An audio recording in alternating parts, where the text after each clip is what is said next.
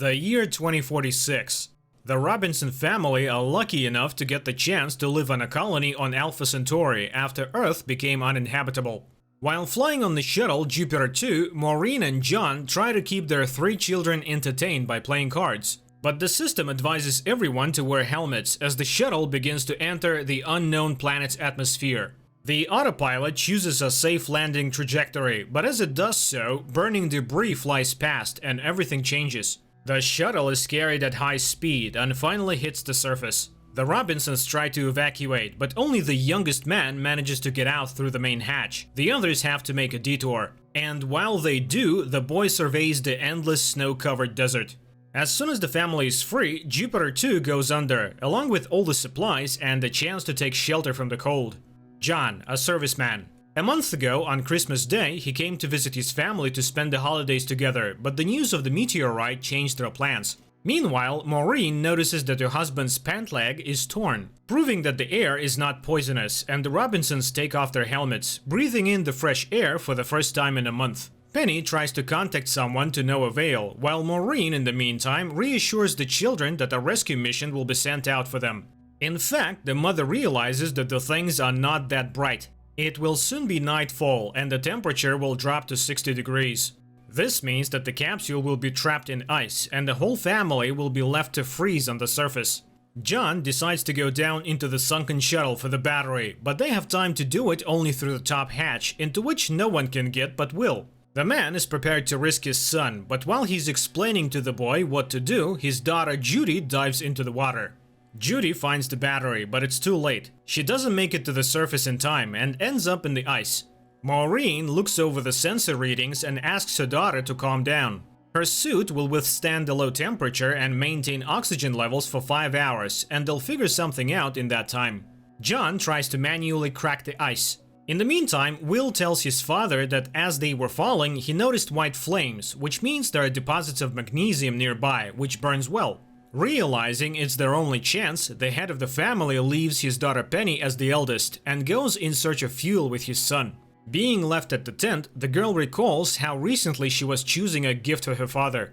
Having nothing else to do, Penny decides not to waste time and also chops the ice over her sister, keeping her spirits up with various jokes. But despite all her attempts, the girl finds it hard to hold back her tears. John also tries not to get discouraged and cheers up his son. Talking about baseball and biology, the travelers reach the magnesium deposits. Having gathered enough to get Judy out, John is about to leave, but Will falls into an underground tunnel. By this point, Maureen's leg, which she hurt in the fall, has turned to stone, and the girls decide to rescue Mum. Judy directs her sister from under the ice, and Penny does the surgery. Will regains consciousness and emerges from the tunnel and sees before him the forest that used to fill the earth. The boy asks his father to come down quickly, but realizing that he will not have time to free Judy, John tells his son that he will return for him after he has freed his sister. Being left alone, Will recalls how anxious he was before taking the test each family had to pass in order to be allowed to move to the colony. Maureen, too, is plunged into the memories of the ordeal. By breaking the law, the woman changed the results in the program so they wouldn't have to leave their son behind. The boy enters the forest to explore it and try to find survivors. He reaches a spot where the remains of the trees are burning, and there he finds a spaceship of extraterrestrial origin. A moment later, Will notices the ship's owner, a huge robot-like creature. The guy tries to hide from the alien in a tree, but it proves impossible. Meanwhile, John returns to the camp and listens to his wife's complaints about leaving Will melting the ice over Judy. Saving his daughter, the man recalls how Maureen informed him of the divorce. Will almost manages to communicate with the aliens, but the flames come close and some of the robots die. John and Maureen have almost scooped out the water, but it starts to rain, which puts out the fire and fills the hole. Will accepts help from the aliens and is safe. The rest of the Robinsons realize they can't save Judy. She's running out of oxygen and can't melt ice. Penny notices the strange creature, but Will suddenly appears behind it. After assessing the situation, the alien melts the ice and frees the girl. Then things get back to the past. The spaceship, which was also carrying the Robinson family, is attacked by the same aliens and their passengers are destroyed. Someone named June runs up to Dr. Smith and steals his jacket with his name on it to leave the ship as a member of the crew. Running into the landing shuttle Jupiter 18, fake Dr. Smith takes technician Don West and his girlfriend with him, and the trio leave the wrecked station. The shuttle crashes onto an unknown planet. Don's partner dies, but the guy and Smith are lucky enough to make it out of the wreckage. The narrative then switches to the present.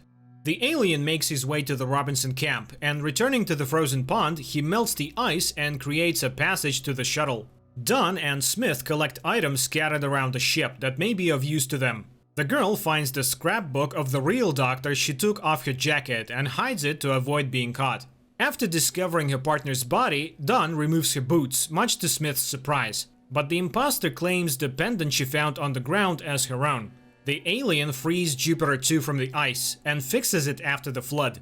John, meanwhile, tries to fix the wiring, eyeing the guest with interest. While looking around, Don notices movement and decides to go for it. Smith has to put on the dead girl's shoes, as there is diamond sand beneath his feet. Reluctantly, the lad also takes with him the chicken, which has landed with their shuttle. The Robinsons descend into Jupiter 2 to fix any breakdowns and get the shuttle up and running. Judy creates a 3D printer prosthetic for her mother, and after picking it up, the girl meets the robot that saved her life. Maureen tests the device, and it allows her to walk without even limping. The children find it hard when their parents can't agree to give them different tasks. While cleaning the filters on their mother's errand, Penny sees an explosive cloud rising near them. Before rising to the surface, the couple try to negotiate, but Maureen is convinced that her husband should just not contradict her. John and Maureen set out on a search for survivors, and with them they take Will and his new friend. The girls are instructed by their parents to get Jupiter 2 out. To do this, they have to gradually wind it up, as if rocking it, to prevent the glacier from collapsing. John tries to get a gun, but security protocol at the colony does not allow the use of firearms. In the meantime, Smith and Don make their way out to the wasteland, and it isn't long before they find themselves at the red parachute, which the lad has seen from a distance. Angela, ejected by the parachute, turns up alive, and the pair go into a stupor, unsure of what to do. Penny brings her sister a biscuit, but a signal distracts the girls from their treat. The computer reports that the sleeve is clogged again. Once outside, Penny sees a storm coming at them. There is no way to contact the parents, but Penny thinks they should speed up and save the family. But Judy reminds them that they can't abruptly lift the shuttle. Ignoring her sister, Penny starts the engine and clears the exit from the shuttle. The remaining Robinsons find the wreckage of another shuttle, Jupiter 17, but they encounter no bodies or living humans. But Maureen hears the sound of aliens on the radio. The couple try to find out if the visitor remembers where the ship was left, but Will translates that the alien remembers nothing but the place where they met, and the company decides to go there. Don and Smith are about to move on, and the lad can't leave Angela behind. Handing the poor hand to his girlfriend, he takes the injured woman in his arms, and they head off in the direction of the smoke post. Penny fixes the car. She's going to look for the parents on her own.